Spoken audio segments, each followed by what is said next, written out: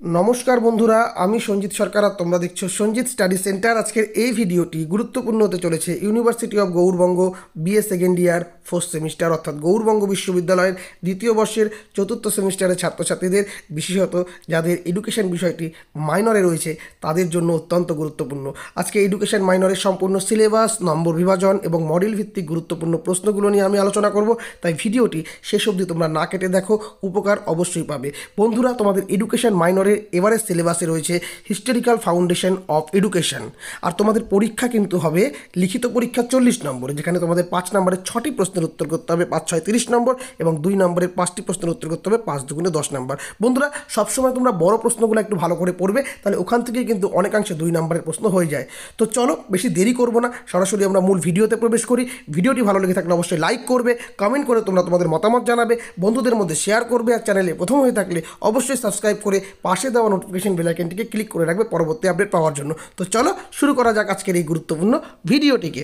বন্ধুরা, তোমাদের মাইনর এডুকেশনে 4টি মডেল রয়েছে এবার।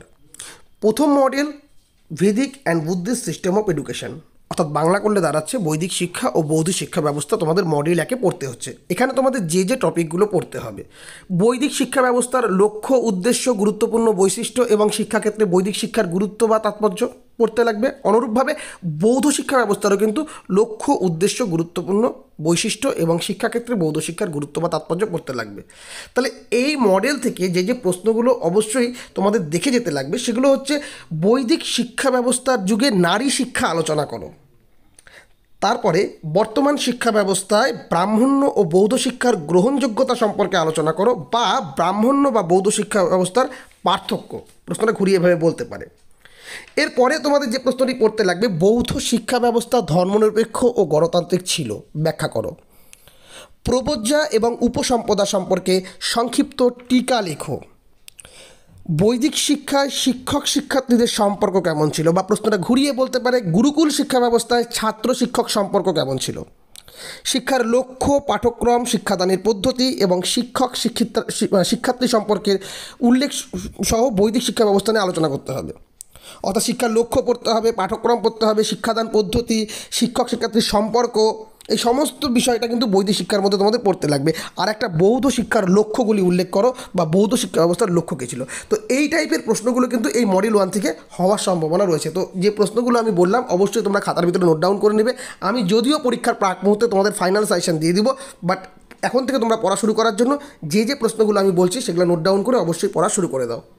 তোমাদের মডেল 2-তে রয়েছে এডুকেশন ইন মিডিয়াভেল পিরিয়ড, অর্থাৎ মডেল 2-এ মধ্যযুগীয় শিক্ষা। এখানে তোমাদের যে টপিকগুলো পড়তে হচ্ছে: মধ্যযুগীয় শিক্ষা ব্যবস্থার লক্ষ্য, উদ্দেশ্য, গুরুত্বপূর্ণ বৈশিষ্ট্য, শিক্ষাক্ষেত্রে মধ্যযুগীয় শিক্ষার গুরুত্ব বা তাৎপর্য, এবং এরই পাশাপাশি মধ্যযুগীয় শিক্ষা ব্যবস্থায় দুজন গুরুত্বপূর্ণ ব্যক্তিত্ব ফিরোজ শাহ তুগলক এবং আকবরের অবদান আলোচনা করো।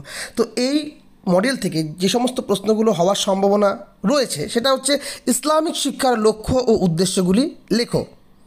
ইসলামিক শিক্ষা ব্যবস্থা নারী শিক্ষা সম্পর্কে আলোচনা করো। মাদ্রাসা সম্পর্কে সংক্ষেপে লেখো। ফিরোজ শাহের শিক্ষামূলক কার্যক্রম সংক্ষেপে ব্যাখ্যা করো, বা শিক্ষাক্ষেত্রে ফিরোজ শাহের অবদান আলোচনা করো। শিক্ষাক্ষেত্রে আকবরের অবদান বা ভূমিকা আলোচনা করো, বা মহান আকবরের শিক্ষামূলক কার্যক্রম লেখো। প্রশ্নটা এভাবে ঘুরিয়ে বলতে পারে: মধ্যযুগীয় ভারতে ইসলামী শিক্ষার বিভিন্ন স্তর সম্পর্কে আলোচনা করো। তো এই সমস্ত প্রশ্নগুলো এই মডেল থেকে হওয়ার সম্ভাবনা রয়েছে। তো এই প্রশ্নগুলো অবশ্যই নোট ডাউন করে বাড়িতে পড়া শুরু করে দাও। মডেল 3-তে রয়েছে এডুকেশন ইন ব্রিটিশ রুল, অর্থাৎ মডেল 3-এ শিক্ষাক্ষেত্রে ব্রিটিশদের ভূমিকা। এই টপিকগুলো কিন্তু তোমাদের কম বেশি জানাই, ইতিহাসেও তোমরা পড়েছো, আর যাদের 11-12 এডুকেশন ছিল তারাও কিন্তু এই টপিকগুলো কম বেশি জেনে রেখেছো। তো কী রয়েছে: ঔপনিবেশিক শিক্ষা ব্যবস্থায় খ্রিস্টান মিশনারিদের শিক্ষাক্ষেত্রে ভূমিকা। অ্যাডামস রিপোর্ট পড়তে হচ্ছে 1835 থেকে 37, উডের ডেসপ্যাচ পড়তে হচ্ছে 1984, হান্টার কমিশন 1882। এই টপিকগুলো কিন্তু তোমরা কম বেশি জানোই, তাই না? তো এখান থেকে যে প্রশ্নগুলো পড়তে হবে: ব্রিটিশ ভারতে মাধ্যমিক শিক্ষার বিষয়ে হান্টার কমিশনের সুপারিশগুলি কী ছিল, বা বলতে পারে এ ও বি কোর্স সম্পর্কে হান্টার কমিশনের সুপারিশগুলি লেখো। তারপরে অ্যাডামসের প্রতিবেদনে দেশীয় শিক্ষার কোন চিত্র খুঁজে পাওয়া যায়, অ্যাডামসের 3য় প্রতিবেদনের উপর একটি টিকা লেখো। তারপরে কেন উডের ডেসপ্যাচ বা উডস ডেসপ্যাচ ভারতের শিক্ষার ক্ষেত্রে গুরুত্বপূর্ণ ছিল। ভারতীয় শিক্ষাক্ষেত্রে বা ভারতের শিক্ষার ইতিহাসে শ্রীরামপুর ত্রয়ীদের অবদান লেখো।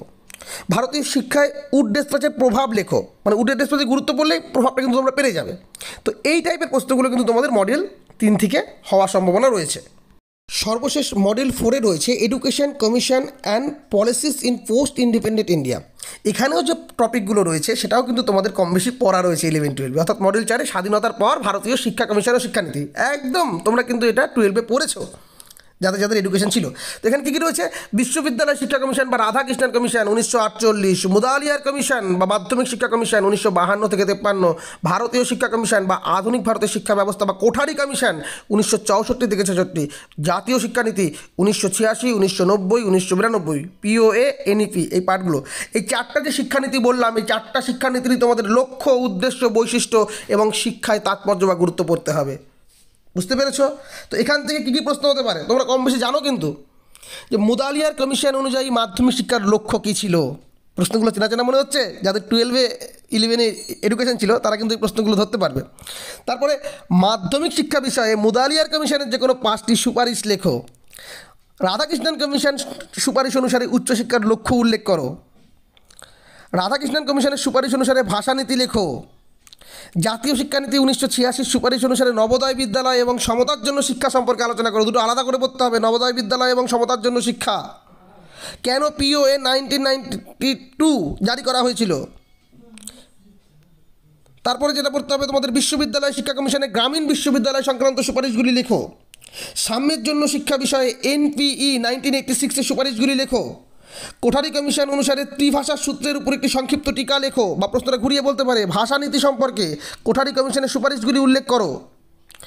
মুদালিয়ার কমিশনের সুপারিশ অনুযায়ী মাধ্যমিক শিক্ষার পাঠ্যক্রমের কাঠামো লেখো। গুরুত্বপূর্ণ প্রশ্ন এই প্রশ্নগুলো। তারপরে ভারতের ভাগ্য তার শ্রেণীকক্ষে রচিত হচ্ছে, কোন কমিশনে কথা বলেছে এবং কেন? তো জাতীয় শিক্ষানীতি 1986-এর মূল বৈশিষ্ট্যগুলি উল্লেখ করো। ঠিক এই টাইপের প্রশ্নগুলো কিন্তু এই 4 নম্বর মডেল থেকে হওয়ার সম্ভাবনা রয়েছে। তো যে মডেল থেকে যে যে প্রশ্ন হওয়ার সম্ভাবনা রয়েছে তার একটা সংক্ষিপ্ত ধারণা কিন্তু আমি তোমাদেরকে বলে দিলাম। তোমরা যদি নোট ডাউন করে থাকো তো সেই প্রশ্নগুলো এখন থেকে রেডি করা শুরু করে দাও। পরীক্ষার প্রাক মুহূর্তে অবশ্যই আমি তোমাদের সামনে ফাইনাল সেশন তুলে ধরবো, কিন্তু তার আগে এই প্রশ্নগুলোকে তোমরা কিন্তু প্রস্তুত করতে শুরু করে দাও, তাহলে অনেক অংশে এগিয়ে থাকবে অন্যান্য ছাত্রছাত্রীদের থেকে। তো এই প্রশ্নগুলো রেডি করা শুরু করে দাও, আর এই প্রশ্নগুলো পড়লেই কিন্তু অনেকাংশে 2 নম্বরের প্রশ্ন তোমাদের হয়ে যাবে। আর যে সমস্ত ছাত্রছাত্রীরা আমার কাছ থেকে নোটস নিতে চাও বা আমার কাছে অনলাইনে বা অফলাইনে টিউশন পড়তে চাও, তারা অবশ্যই আমার সঙ্গে যোগাযোগ করতে পারো 7384384758 নম্বরে। তো এই ছিল আজকের সম্পূর্ণ ভিডিওটি ভালো লেগে থাকলে অবশ্যই লাইক করো, কমেন্ট করে তোমরা তোমাদের মতামত জানিও, বন্ধুদের মধ্যে শেয়ার করো। চ্যানেলে প্রথম হয়ে থাকলে অবশ্যই সাবস্ক্রাইব করে পাশে দেওয়া নোটিফিকেশন বেল আইকনটিকে ক্লিক করে রাখো পরবর্তী আপডেট পাওয়ার জন্য। তো আজকের মতো এখানেই শেষ করলাম। সকলে খুব ভালো থাকো এবং খুব ভালোভাবে প্রস্তুতি নাও। ধন্যবাদ।